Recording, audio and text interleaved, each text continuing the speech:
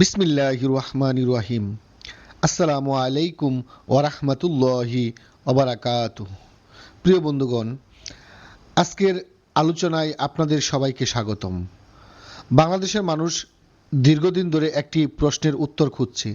দেশের ক্ষমতা কার হাতে দিলে বাংলাদেশ সত্যিকার অর্থে একটি ন্যায়ভিত্তিক, নিরাপদ, দুর্নীতিমুক্ত ও উন্নত রাষ্ট্রে পরিণত হবে? এই প্রশ্নের উত্তর কোনো ব্যক্তি বা একটি দলের মধ্যে সীমাবদ্ধ নয়, বরং উত্তরটি লুকিয়ে আছে রাষ্ট্র পরিচালনার নীতি, জবাবদিহিতা, আইনের শাসন, সুশাসন এবং জনগণের অংশগ্রহণের মধ্যে। আজকের প্রতিবেদনে আমরা আলোচনা করব আওয়ামী লীগ, বিএনপি, জাতীয় পার্টি, জামায়াত সহ বাংলাদেশের বিভিন্ন রাজনৈতিক দলের শাসনামলের ইতিবাচক ও নেতিবাচক দিক, পাশাপাশি নতুন রাজনৈতিক দলগুলোর সম্ভাবনা, সীমাবদ্ধতা এবং ভবিষ্যৎ নিয়ে বিশ্লেষণ তুলে ধরব। প্রিয় বন্ধুরা, প্রথমে আলোচনা করছি আওয়ামী লীগের শাসনামল। স্বাধীনতার পর থেকে বিভিন্ন সময়ে আওয়ামী লীগ রাষ্ট্র পরিচালনা করেছে। রাজনৈতিক বিশ্লেষকদের মতে অবকাঠামো নির্মাণ, বিদ্যুৎ উৎপাদন বৃদ্ধি, ডিজিটাল সেবা সম্প্রসারণ এবং কিছু বৃহৎ উন্নয়ন প্রকল্প বাস্তবায়নে দলটি উল্লেখযোগ্য ভূমিকা রেখেছে। তবে একই সঙ্গে বহু দেশি বিদেশি বিশ্লেষক, মানবাধিকার সংস্থা ও নাগরিক সমাজের প্রতিনিধিরা অভিযোগ করেছেন, গণতান্ত্রিক প্রতিষ্ঠার ক্ষেত্রে আওয়ামী লীগ দুর্বল ভূমিকা পালন করেছে। বিরোধী মতের সংকুচিত পরিসর, নির্বাচন নিয়ে বিতর্ক, দুর্নীতির অভিযোগ এবং জবাবদিহিতার ঘাটতি দেশের জন্য বড় চ্যালেঞ্জ হয়ে দাঁড়িয়েছে। অনেক রাজনৈতিক বিশ্লেষকের মতে অর্থনৈতিক উন্নয়ন তখনই টেকসই হয় যখন তার সঙ্গে আইনের শাসন, স্বাধীন বিচার ব্যবস্থা এবং শক্তিশালী গণতান্ত্রিক প্রতিষ্ঠান সমানভাবে বিকশিত হয়। বিএনপির শাসনামল। বিএনপি বিভিন্ন সময়ে বাংলাদেশ পরিচালনা করেছে। বিশ্লেষকদের মতে বিএনপির সময়ে বেসরকারি খাতের প্রসার, কিছু অর্থনৈতিক সংস্কার এবং আন্তর্জাতিক সম্পর্কের ক্ষেত্রে কিছু ইতিবাচক উদ্বেগ ছিল, কিন্তু একই সঙ্গে দুর্নীতির অভিযোগ, রাজনৈতিক সহিংসতা, হরতাল, অবরোধ সংস্কৃতি, প্রশাসনিক দুর্বলতা এবং আইন শৃঙ্খলা পরিস্থিতি নিয়ে ব্যাপক সমালোচনা রয়েছে। অনেক বিশ্লেষক মনে করেন, ক্ষমতায় থাকা অবস্থায় যেমন সরকারকে জবাবদিহিতা নিশ্চিত করতে হয়, তেমনি বিরোধী দলেও গণতান্ত্রিক রাজনৈতিক সংস্কৃতি বজায় রাখতে দায়িত্বশীল ভূমিকা পালন করতে হয়। জাতীয় পার্টির ভূমিকা। জাতীয় পার্টি দীর্ঘ সময় সরকারি অথবা জোটের সংঘ হিসাবে বাংলাদেশের রাজনীতিতে গুরুত্বপূর্ণ অবস্থানে থেকেছে।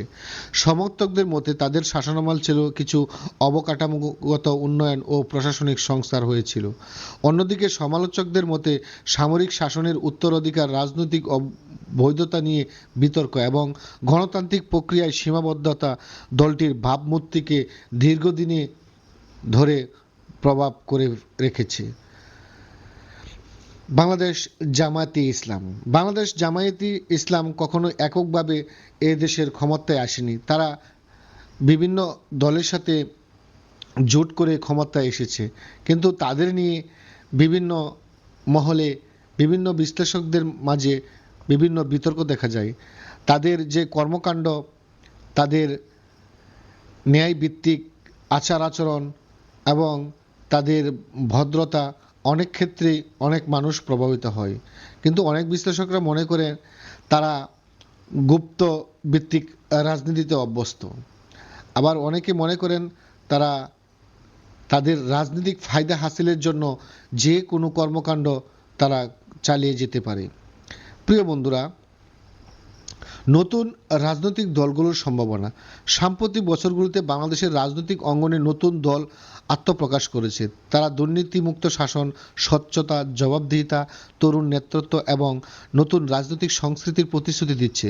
তবে রাজনৈতিক বিশ্লেষকদের মতে একটি দল গঠন করা সহজ, রাষ্ট্র পরিচালনা করা তত সহজ নয়। রাষ্ট্র পরিচালনার জন্য প্রয়োজন দক্ষ প্রশাসন, অর্থনৈতিক পরিচালনার অভিজ্ঞতা, পররাষ্ট্রনীতি সম্পর্কে জ্ঞান, নিরাপত্তা ব্যবস্থাপনা, বিচার বিভাগের স্বাধীনতা রক্ষা, রাজনৈতিক সহনশীলতা। এসব ক্ষেত্রে নতুন দলগুলো এখনো নিজেদের সক্ষমতা বাস্তবে প্রমাণ করতে পারে নাই, আর এটা প্রমাণ করতে হবে। রাষ্ট্র পরিচালনার মূল খাতগুলো কি কি? বাংলাদেশকে সফলভাবে পরিচালনা করতে হলে কয়েকটি গুরুত্বপূর্ণ খাতে সমান গুরুত্ব দিতে হবে, যেমন আইন ও বিচার বিভাগ। বিশ্লেষকদের মতে আইন সবার জন্য সমানভাবে প্রয়োগ না হলে কোনো রাষ্ট্র দীর্ঘমেয়াদী স্থিতিশীল হতে পারে না। স্বাধীন বিচার ব্যবস্থা গণতন্ত্রের অন্যতম ভিত্তি। দুর্নীতি। ট্রান্সপারেন্সি ইন্টারন্যাশনাল সহ বিভিন্ন গবেষণায় বহু বছর ধরে বাংলাদেশের দুর্নীতি একটি বড় চ্যালেঞ্জ হিসেবে উঠেছে। দুর্নীতি শুধু অর্থনৈতিক ক্ষতি করে না, মানুষের রাষ্ট্রের প্রতি আস্থাও কমিয়ে দেয়। প্রশাসন। যোগ্যতা ও নিরপেক্ষতা জবাবদিহিতার ভিত্তিতে প্রশাসন পরিচালিত হলে জনগণ দ্রুত সেবা পায়। দলীয় প্রভাব প্রশাসনের উপর অতিরিক্ত পড়লে রাষ্ট্রের ক্ষমতা দক্ষতা ক্ষতিগ্রস্ত হতে পারে বলে বিশ্লেষকদের মত। আইন শৃঙ্খলা। দেশের বিনিয়োগ, শিক্ষা ব্যবস্থা, সামাজিক শান্তি সবকিছুর জন্য নিরাপত্তা অত্যন্ত গুরুত্বপূর্ণ। বিশ্লেষকদের মতে অত্যন্ত গুরুত্বপূর্ণ। রাজনৈতিক পরিচয় নয়, আইনের ভিত্তিতেও অপরাধ দমন করতে হবে। শিক্ষা। শুধু ডিগ্রি নয়, নৈতিকতা, দক্ষতা ও কর্মসংস্থানের উপর উপযোগী শিক্ষা নিশ্চিত করতে হবে। স্বাস্থ্য। সরকারি হাসপাতালে মান উন্নয়ন, ওষুধের গুণগত মান এবং সবার চিকিৎসা নিশ্চিত করতে হবে রাষ্ট্রের অন্যতম দায়িত্ব। কৃষি। বাংলাদেশের অর্থনীতি কৃষির ভূমিকা অত্যন্ত গুরুত্বপূর্ণ।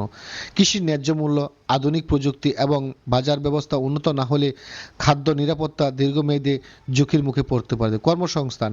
বেকারত্ব কমানো, শিল্প উন্নয়ন এবং দক্ষ মানব সম্পদ তৈরি করে যে কোনো সরকারের উপর একটি বড় দায়িত্ব।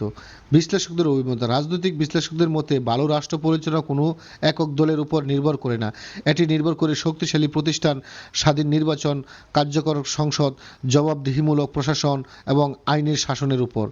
অর্থনীতিবিদদের মত। অর্থনৈতিক উন্নয়ন তখনই স্থায়ী হয় যখন রাজনৈতিক স্থিতিশীলতা, ন্যায় বিচার ও সুশাসন একসঙ্গে নিশ্চিত হয়। নাগরিক সমাজের প্রতিনিধিদের মতে জনগণের ভোটের অধিকার, মত প্রকাশের স্বাধীনতা এবং আইনের সমান প্রয়োগ নিশ্চিত না হলে উন্নয়নের সুফল দীর্ঘস্থায়ী হয় না। প্রিয় বন্ধুগণ, আমাদের বাংলাদেশ একটি গণতান্ত্রিক দেশ, কিন্তু সত্যিকারে কি এদেশে গণতন্ত্র প্রতিষ্ঠিত হচ্ছে, গণতন্ত্র ভিত্তিক রাজনীতি হচ্ছে? এ পর্যন্ত স্বাধীনতার পর থেকে অনেক দল ক্ষমতায় এসে পালাবদল হয়েছে, কিন্তু প্রত্যেকেরই পজিটিভ তথা কিছু ভালো দিক আছে, আবার কিছু খারাপ দিকও আছে। কিন্তু এ দেশের মানুষ সকলেই জানে এ দেশের জন্য যে দলগুলো নির্বাচন করে বাংলাদেশের দায়িত্ব নিয়েছিল তারা কতটুক করেছে এবং যারা এখনো দায়িত্বে যাননি তারা কতটুক করবে, তাদের কর্মকাণ্ড কতটুক মানব সমাজে, এই সমাজে, জনগণের মাঝে বিস্তার লাভ করেছে। প্রিয় বন্ধুগণ, দেশকে ভালোবাসার জন্য কোনো দল নয়, কোনো মত নয়, একক কোনো মতে নয়, দেশকে ভালোবাসার জন্য সুন্দর একটি মন থাকা প্রয়োজন, সে যে দলেরই হোক।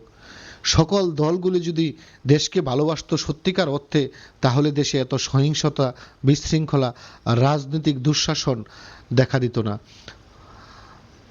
তাই ক্ষমতার লোভ নয়, দেশকে উন্নয়ন করার লোভ থাকতে হবে প্রতিটি রাজনৈতিক দলের।